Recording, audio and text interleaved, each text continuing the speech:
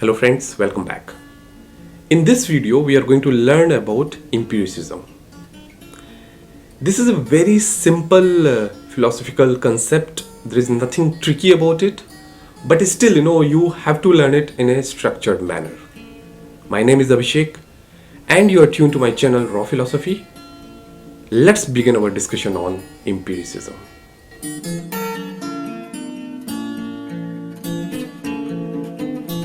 Empiricism is a movement which flourished in Britain during the 17th and 18th century.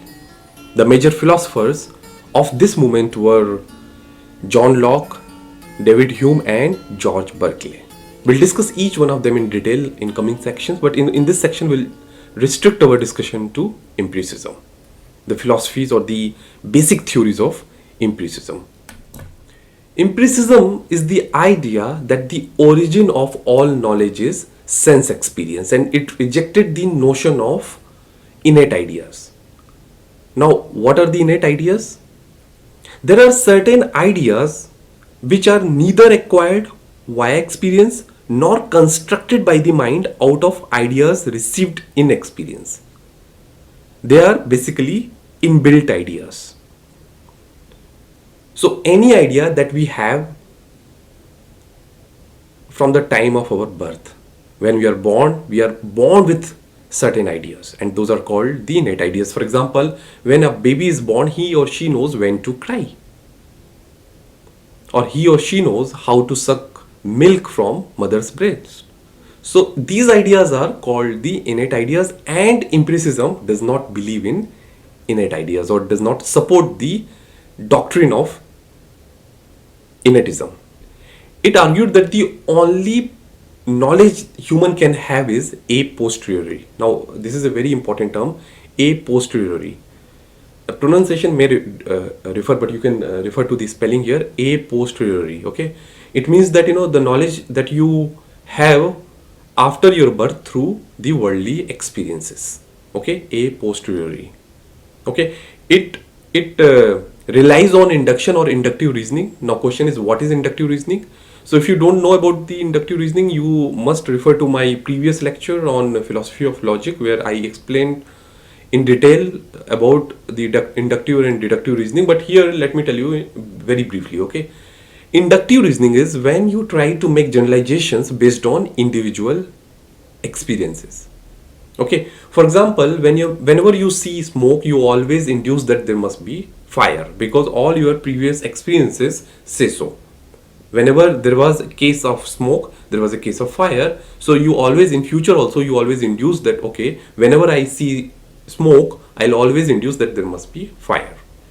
Okay, so this is the inductive reasoning. And empiricism, along with the sense perception, it believes or it relies also on the inductive reasoning. Okay, using the experiences that we have through the senses. Does it make any sense? Empiricism is usually contrasted with rationalism. They are opposite to each other. Now, what is rationalism? So, if you don't know about rationalism, I am going to have a session on it. But at this moment, you just need to know rationalism holds that the mind may apprehend some truth directly without using the medium of these senses, without using these sense experiences. Okay, so now there are two thought processes, or there are two philosophical schools. One is rationalism and the other one is empiricism. Empiricism believes in the sense experiences and logic both. On the other hand, rationalism, it goes by the reason, the system of reason. Okay, at this point of time, we have to know a new term called tabula rasa. It's a very important term, whenever there is a discussion on empiricism, tabula rasa must be discussed.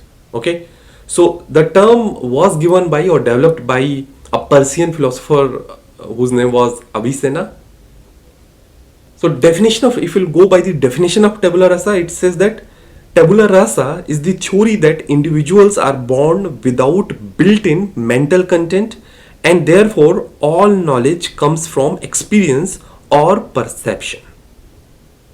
Avicenna argued that the human intellect at birth resembled a tabula rasa.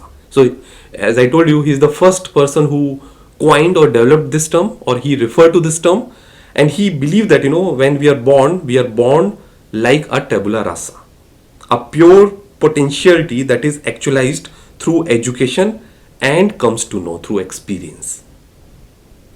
So, according to Avicenna, knowledge is attained through empirical familiarity with the objects in this world from which one abstracts universal concepts. And then you can further develop the experiences through the syllogistic method of reasoning to reach to the ultimate truth. Okay. Now let me tell you a very interesting fact.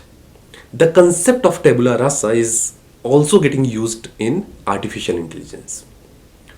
Artificial intelligence, the whole objective of artificial intelligence is to make a robot or a machine that initially will not have any data or any rules.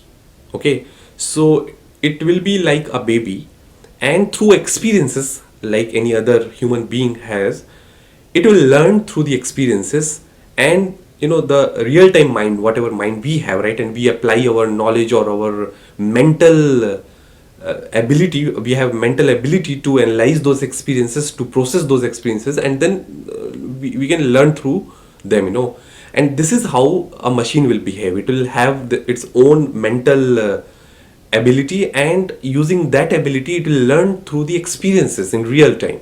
So initially it will not have anything, it will be a tabula rasa. Okay, so it's very interesting how philosophy and science, they can merge.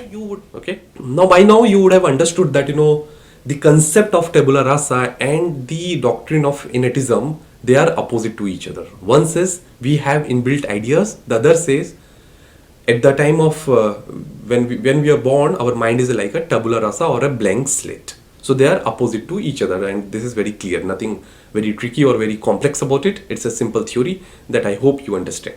Okay, now here one question arises, that does empiricism promote atheism? Because if you'll go by the definition of empiricism, it says that nothing, we cannot believe in something that cannot be proven by the senses, and God being non-perceivable through the senses cannot be proven. Does it mean that God does not exist? The answer is no, it does not promote atheism, and here we have to discuss John Locke. We are going to have a detailed discussion on John Locke's philosophy or John Locke's empiricism in coming videos, but at this point of time you need to know John Locke argued that there are some exceptions. Okay, there are some subjects where you don't need to seek for the empirical validity. Okay, the knowledge about these subjects comes through the intuition of mind. Okay, so now it's good to know, because now you need to know that empiricism believes in the senses, sense experience or sense perception. It also relies on the logic, inductive reasoning, and then intuition is also one of the sources or one of the factors that we have to understand here. Okay, before concluding, let me give you one more interesting fact about empiricism. In 20th centuries, there were many philosophers and scientists. They use the inductive reasoning, which is the empiricism is largely based on the inductive reasoning along with the sense perception we already discussed. So they used inductive reasoning for developing their scientific theories. One of them was Sir Francis Bacon. So they call it this new scientific method, or it is also called the inductive method. Now what is inductive method? The inductive method starts with many observations of nature with the goal of finding a few powerful statements. Okay, and then using those statements or using those findings, developing theories or scientific facts. Okay, so this is nothing important, it's just I just found it very interesting. This is all about empiricism for now. In next video we'll discuss John Locke and his take on empiricism. Thank you so much for watching this video, and I'll see you soon.